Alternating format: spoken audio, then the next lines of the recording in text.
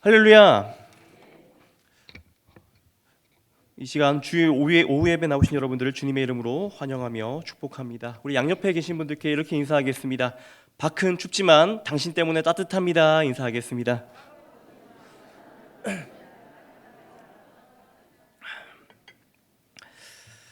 네, 이제 곧 성탄절이 다가옵니다. 이 성탄절은요, 만왕의 왕이시자 그리고 궁극적인 왕이 이 땅에 오신 것을 기념하는 날이죠. 성경에서는 왕께서 총 2번 이 땅 가운데 오신다라고 말씀합니다.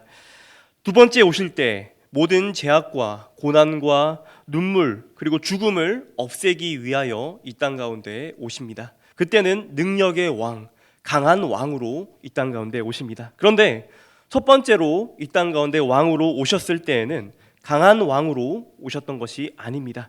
아주 약한 왕으로 오셨습니다. 그 왕은 왕궁이 아니라 가난한 집안에서 심지어 마구간에서 태어났습니다. 그 왕은 세상에 힘 있는 자들이 가지고 있는 것 하나도 가지고 있지 않았습니다. 세상의 부귀와 명예와 학벌 같은 것들 그 어느 것 하나 가지지 않으셨습니다. 오히려 세상이 멸시하고 천대하는 그 나사렛이라는 동네에 그 일생의 대부분을 보내셨습니다. 그런데 이것이 바로 하나님의 역사이고 하나님 나라의 방식입니다. 이 세상 가운데 가장 위대한 인물이 말구유, 즉 말밥통에서 태어나셨습니다.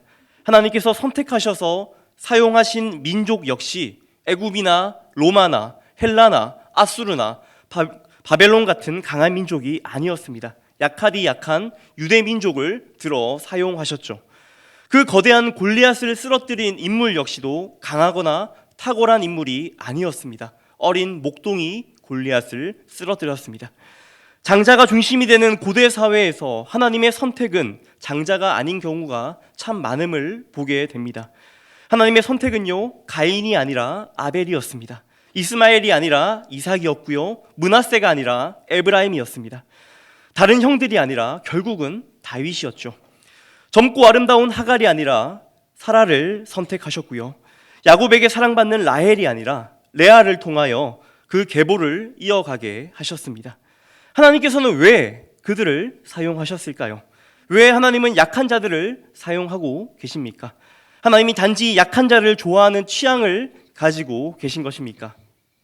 그렇지 않습니다. 이것은 단 하나를 우리에게 보여주기 위함입니다. 그것이 무엇입니까? 그것은 나는 바로 약자를 위해서 왔다라는 겁니다. 나는 약자를 위해서 왔다. 여기서 말하는 약자는요, 자신의 연약함을 인정하고 고백하는 사람입니다. 진짜 약자는요, 내가 왕이 아니라 주님 당신이 나의 왕입니다. 주님 당신이 나의 주인이십니다라고 고백하는 사람입니다. 예수님의 생애 동안 제자들은 계속해서 예수님께 이러한 질문을 던집니다. 예수님, 언제 왕위에 오르실 겁니까? 언제 진짜 왕이 되셔서 우리를 이 로마의 손에서 구원하실 겁니까? 라고 묻습니다. 이때 예수님은 그때마다 뭐라고 대답하십니까? 나는 곧 죽으러 간다. 나는 십자가에 못 박혀 죽을 것이다. 나의 죽음으로 너희를 살릴 것이다 라고 말씀합니다. 그리고 예수님의 생애의 가장 최정점에서 모든 사람들이 호산나 다윗의 자손이여라며 종려 나무가지를 흔들 그때에 그 사람들의 모든 기대를 다 깨부셔버리며 예수님은 왕자에 오르시는 것이 아니라 십자가에 오르셨습니다. 그리고 왕관을 쓰시는 것이 아니라 가시 면류관을 쓰셨습니다. 이것이 진짜 우리를 구원하는 힘이었죠. 예수님 직접 우리에게 보여주셨듯이 주님 당신은 약한 자를 좋아하십니다. 왕을 좋아하시지 않습니다. 왕을 좋아하시는 것이 아니라 늘 언제나 약자를 좋아하십니다. 오늘 우리가 읽은 본문 역시 이것을 우리에게 말씀하고 있습니다. 예수님이 탄생하기까지 수많은 탄생 비화가 있었을 겁니다. 성경에 기록되지 않은 많은 징조들이 있었을 겁니다. 그런데 왜 마태복음에서는 하필 이 동방박사의 이야기를 기록하고 있는 것입니까? 이 동방박사 이야기에서 하나님께서 우리들에게 어떤 것을 말씀하시는지 지금 이 시간 듣기 원합니다. 오늘 이 이야기는 마태복음에만 기록된 특별한 이야기입니다. 그 역사와 지리적인 배경을 설명하면서 시작하고 있죠. 여기 나오는 헤롯 왕은 다른 헤롯과 구분되기 위하여 우리가 보통 헤롯 대왕이라 부르는 헤롯입니다. 이 헤롯은 유대인이 아니었습니다. 이두메 사람, 즉 에돔 사람이었습니다. 이 헤롯 왕은요, 총 35년 동안 그 유대 땅을 통치하였습니다. 그런데 그는 매우 영리한 왕이었고 매우 똑똑한 왕이었고 정치적인 수완이 능한 왕이었습니다. 이 헤롯이 왕이 되자마자 한 일이 무엇입니까? 바로 성전을 건축합니다. 이 헤롯이 하나님을 사랑하였기 때문에 성전을 건축한 것입니까? 아닙니다. 그렇지 않습니다. 유대인들의 인기를 얻기 위하여 자신의 왕위를 더욱더 견고하게 하기 위하여 성전을 건축한 것입니다. 이렇게 이 헤롯 왕은 영리하고 정치적으로 능한 왕이었습니다. 그런데 그와 동시에 매우 포악하고 잔인한 왕이었습니다. 자신의 왕위를 지키기 위하여 자신의 아내들과 자신의 처갓집 식구들과 심지어 자신의 아들들까지도 죽였던 아주 잔인한 인물이었습니다.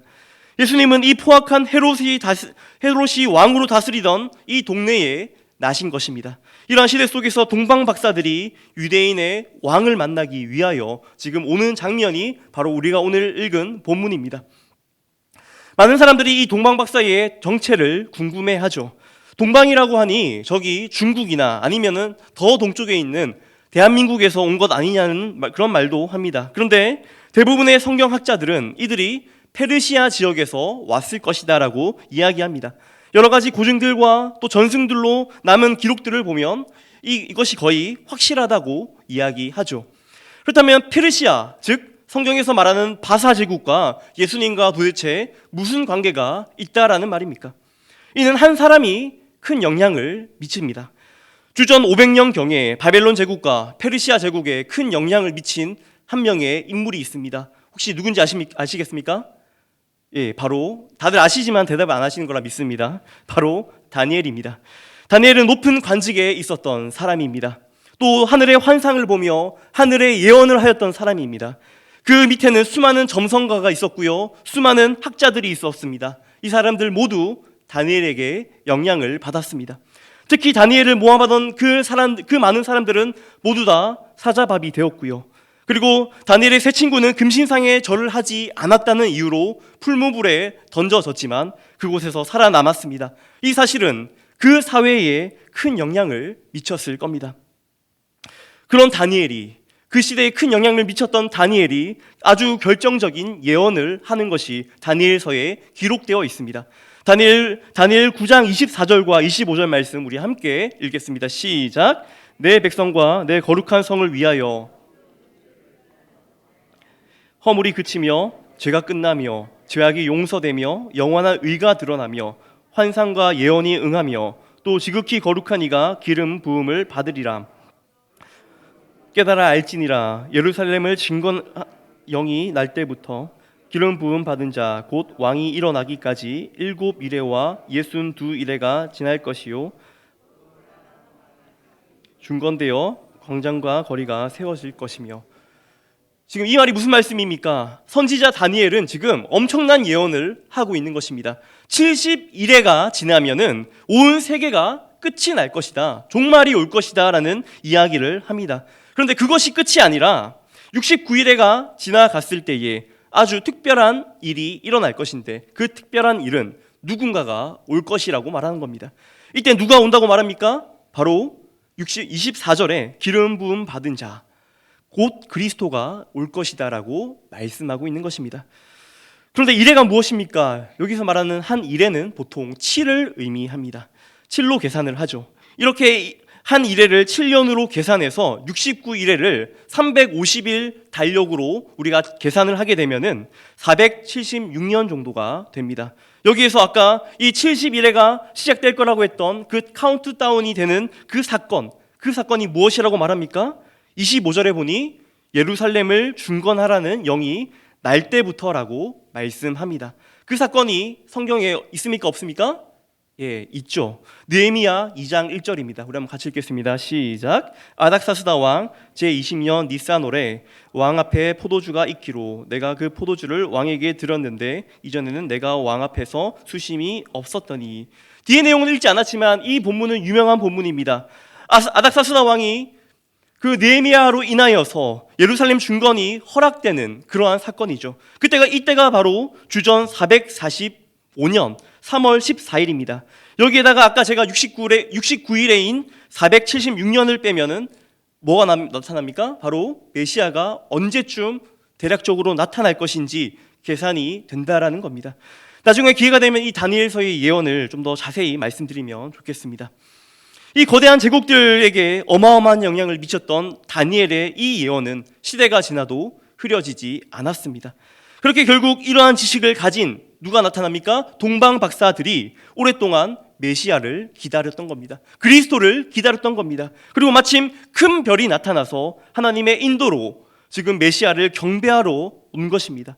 이들이 페르시아에서 왔다면 목숨을 건 아주 긴 여행이었을 겁니다. 그렇게 이 동방 박사들은 메시아의 나심을 축하하기 위해서 이스라엘로 예루살렘으로 오게 됩니다. 그리고 아주 당연하게 예루살렘에 있는 왕궁으로 가게 됩니다. 왕이 나신다고 하니까 당연히 왕궁에 가면 만날 수 있을 것이라 생각한 겁니다. 그리고 왕궁에 이른 동방 박사들은 사람들에게 묻습니다. 2절 말씀 한번 같이 읽겠습니다. 시작. 유대인의 왕으로 나신 이가 어디 계시냐? 우리가 동방에서 그의 별을 보고 그에게 경배하러 왔노라 하니. 지금 이 동방 박사들이 무엇이라 말하고 있습니까? 왕에게 가서 지금 유대인의 왕이 어디 계시냐라고 묻고 있는 겁니다. 동방 박사들의 질문을 한번 다시 보시기 바랍니다. 왕이 태어났습니까? 라는 질문이 아닙니다. 왕이 어디 계시냐라고 질문합니다. 왕이 어디 계시냐라는 그 질문은 이는 반드시 왕이 태어났을 것인데 그 왕이 어디 계시냐라는 겁니다. 이 동방 박사들이 이 사실을 유대인들이 당연히 알고 있을 것이라 생각하고 질문한 것이죠. 그런데 유대인은 알았습니까? 몰랐습니까? 그 당시 그곳에 있는 유대인들은 이 사실을 알지 못했습니다. 이방인들은 오히려 메시아가 지금 이 시대에 올 것이라는 것을 알았지만 율법에 종통하다고 했던 유대인들은 몰랐다라는 겁니다. 이는 그만큼 그 시대가 영적으로 어두웠다는 것을 단적으로 보여주는 것입니다. 그렇게 동방 박사들은 다짜고짜 왕이 어디 계시냐라고 질문을 던집니다. 여러분, 이 질문에 헤롯은 과연 어떤 생각을 했겠습니까? 내가 왕인데, 내가 온 유대를 다스리는 왕인데 누가 감히 왕이 되겠느냐라는 생각을 하지 않았겠습니까? 더군다나 헤롯 왕은 어떤 왕입니까? 자신의 왕위를 지키기 위해서 자신의 아들들까지도 죽이는 그런 왕이었습니다. 그런 헤롯 왕에게 새 왕을 찾으니 얼마나 놀랐겠습니까? 그러니 3절에 보니까 온 예루살렘이 소동했다라고 말씀합니다. 이 소동이란 단어가 당시의 분위기를 잘 말해줍니다. 이때 사용된 소동이란 단어는요, 예수님께서 갈릴리 호수 위를 걸어가실 때에 제자들이 그 예수님을 유령으로 알고 무서워하며 놀라는 그 장면에 사용된 단어입니다.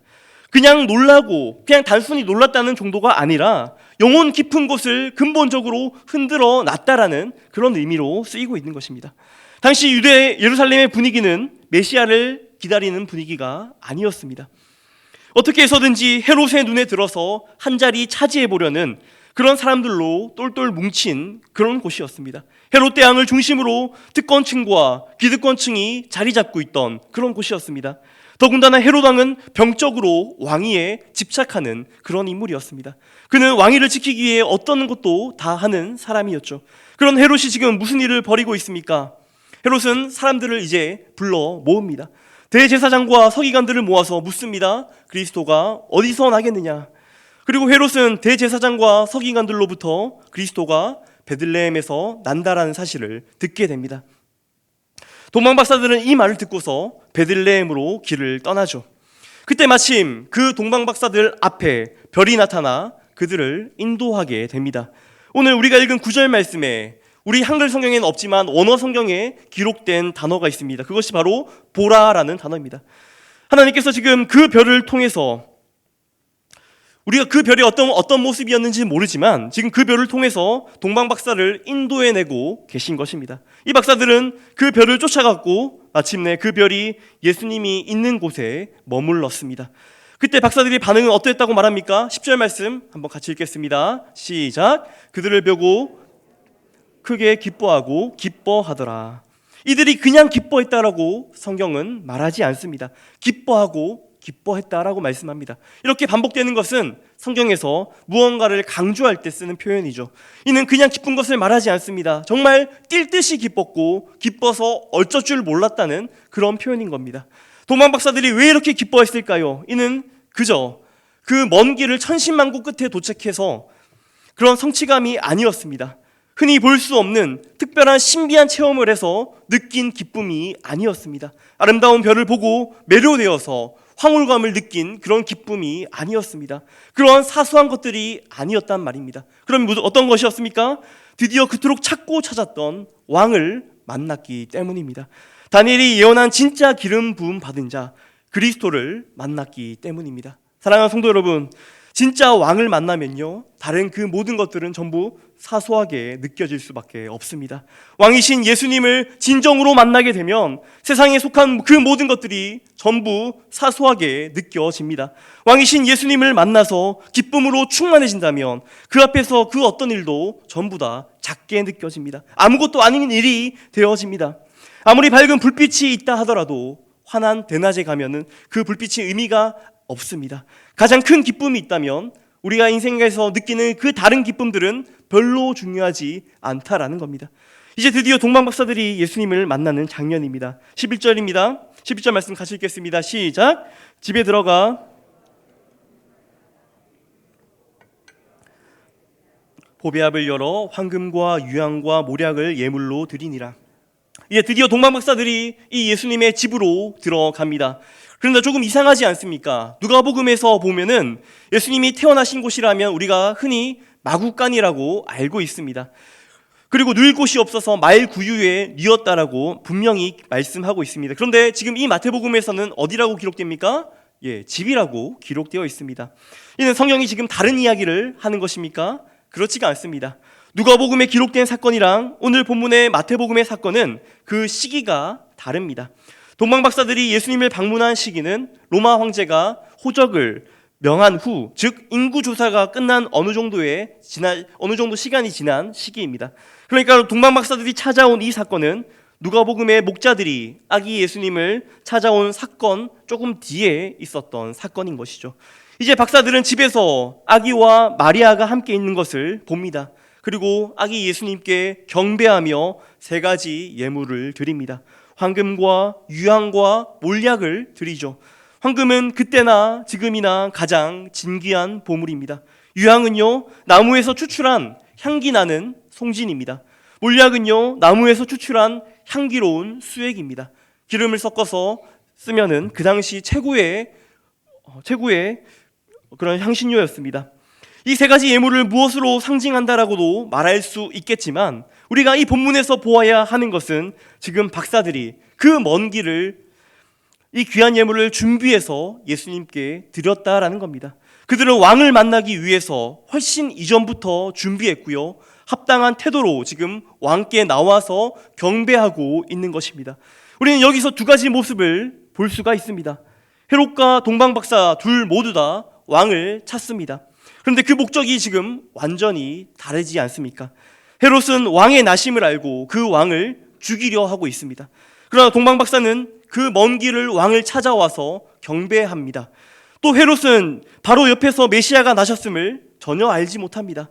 그러나 동방 박사들은 왕이 오실 날만을 기다렸고 또 왕을 만나기 위해서 먼 길을 와가지고 가장 귀한 것으로 드리고 있는 것입니다.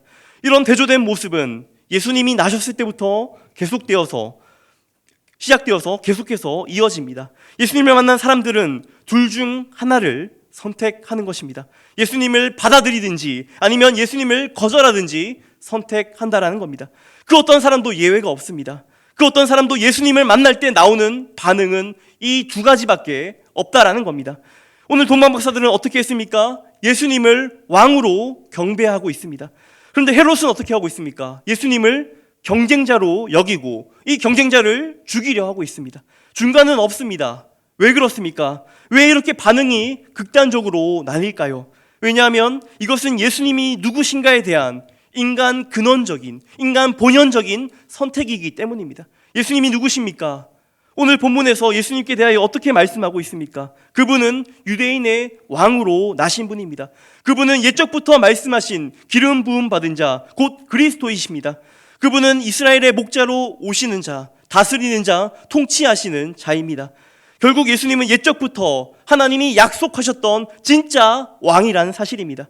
예수님이 왕이시기 때문에 그에 따르는 반응은 극과 극으로 나뉘어질 수밖에 없습니다. 왕은 둘일 수가 없기 때문입니다. 왕은 반드시 하나여야 합니다. 그렇게 우리 인생에서 왕을 인정하느냐 아니면 왕을 거절하느냐, 이 두 가지 반응밖에 없다라는 겁니다. 그리고 이 두 가지 반응은 그 당시뿐만 아니라 지금 이 시대를 살아가고 있는 우리에게도 여전히 해당되는 이야기입니다. 사람들은 지금도 예수님의 왕되심에 대해서 반응하고 있습니다. 지금 이 자리에 있는 여러분들도 마찬가지죠. 사랑하는 성도 여러분, 여러분들은 어떻게 반응하고 계십니까? 여러분은 예수님을 진정으로 왕으로 모시며 살아가고 계십니까? 지금 이 시간 가슴속으로 한번 솔직하게 답변해 보시기 바랍니다. 우리 믿는 성도들은 오직 예수님만을 왕으로 받아들이고 왕으로 인정하며 그 왕을 경배하는 자들입니다. 그런데 문제는요, 우리가 그분을 왕으로 받아들였지만 여전히 우리는 그것을 본능적으로 아주 많이 싫어한다는 겁니다. 우리는 본능적으로 그분의 왕되심을 거절합니다. 우리 안에서는 몸부림치며 싫어합니다. 예수님이 왕되셔서 내 삶의 통치권을 온전히 맡겨드려야 하지만 내가 그 통치권을 내어드리기 싫어합니다. 여전히 내가 왕이 되어 살아가고자 합니다. 이는 왜 그렇습니까? 로마서 7장에 잘 기록되어 있죠. 로마서 7장 19절에서 21절 말씀 우리 한번 함께 읽겠습니다. 시작. 내가 원하는 바 선은 행하지 아니하고 악을 행하는도다. 만일 내가 원하지 아니하는 그것을 하면 이를 행하는 자는 내가 아니요 내 속에 거하는 죄니라. 그러므로 내가 한 법을 깨달았노니 곧 선을 행하기 원하는 나에게 악이 함께 있는 것이로다. 이 말씀대로 여전히 우리 안에 무엇이 남아있다고 합니까? 우리 육신에 죄가 남아있습니다. 하나님을 향한 분노와 적대하는 마음이 여전히 우리에게는 가득하게 남아있는 것입니다. 하나님을 미워하는 본성이 우리에게는 가득하게 남아있습니다. 예수 믿고 구원 얻었다고 하지만, 우리 안에 성령이 내주하신다고 하지만 내 죄악된 본성은 여전히 내가 왕이 되고 싶은 마음이 간절하다는 것입니다. 우리가 부활체를 입고 우리의 몸이 완전히 영화로워지는 상태가 오기 전까지는 계속해서 우리 안에 무엇이 있습니까? 하나님을 미워하는 마음이 저와 여러분 모두에게 가득하게 있다라는 겁니다. 내재되어 있다는 겁니다. 그렇기 때문에 나타나는 대표적인 현상이 있습니다. 그 현상이 무엇입니까? 기도하지 않습니다. 기도하기가 싫습니다. 기도해야 하는 것을 알고 있고요, 기도하면 유익하다는 것을 그 누구보다 잘 알고 있습니다. 기도가 중요하다는 것을 머리로는 알고 있습니다. 그런데 내 몸이 따라주지 않습니다. 나의 왕께 모든 것을 다 아뢰며 그 영광을 돌리며 간구해야 하는데 내 육신의 이 연약함으로 인하여 그 왕을 인정하지 않기 때문에 기도의 자리로 나아가지 않는 겁니다. 기도하지 않는 겁니다. 노래 가사로는, 내 입술로는 여전히 예수님을 나의 왕으로 고백하지만 여전히 나의 안에는 예수님을 인정하지 않으려는 그 헤롯 왕이 내 안에 자리 잡고 있습니다. 이것이 우리의 본성이고 이것이 저와 여러분의 본성입니다. 오늘 본문은 그런 우리를 다시 한번 일깨워 줍니다. 성탄절이 다가오고 있습니다. 성탄절은요, 우리로 하여금 예수님이 누구인지 다시 한번 생각하게 하는 날입니다. 그리고 그와 동시에 내가 누구인지를 다시 한번 생각하게 합니다. 동방 박사의 질문을 다시 한번 생각해 보십시오. 왕이 어디 계시냐? 여러분의 왕은 지금 어디에 계십니까? 여러분의 왕은 누구십니까? 우리 양옆에 계신 분들께 이렇게 한번 물어보겠습니다. 당신의 왕은 누구십니까? 네, 당신의 왕은 어디에 계십니까? 네, 감사합니다. 예수님이 우리의 왕이십니다. 예수님이 왕이시면 나는 뭐입니까? 나는 왕이 아닙니다. 잊지 마시기 바랍니다. 예수님이 왕이시면 나는 왕이 아닙니다. 여러분의 삶에서 실제로 왕이 누구인지를 점검해 보십시오. 정말로 내 삶에 그 예수님만이 오직 왕이 맞으신가 점검해 보십시오. 왕의 자리는 반드시 하나밖에 없습니다. 둘 중 하나는 물러나야 합니다. 내가 왕의 자리에 있다면 예수님은 실제로 내 삶에서 왕이 되지 못하고 쫓겨나 버리신 겁니다. 우리 안에 헤롯과 같이 강팍한 마음이 늘 도사리고 있습니다. 한 사람도 예외 없이 모두에게는 내가 여전히 내 삶에 그리고 내 안에 왕이 되고자 하는 그 마음이 남아 있습니다. 그 마음이 매일 그리고 매 순간 나에게 침투해서 들어옵니다. 그리고 내가 내 자신에게 왕이 되려 합니다. 여러분, 왕과 왕이 서로 만나면 어떻게 됩니까?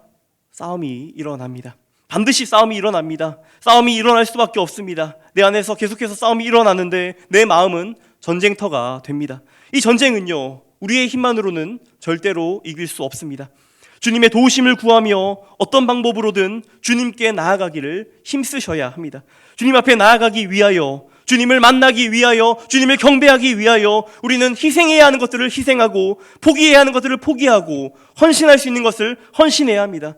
우리의 시간을 주님께 내어드리고 우리의 힘을 주님께 내어드리고 우리의 물질을 주님께 내어드리고 내가 가장 가진 귀한 것을 주님께 드림으로 나아가야 합니다.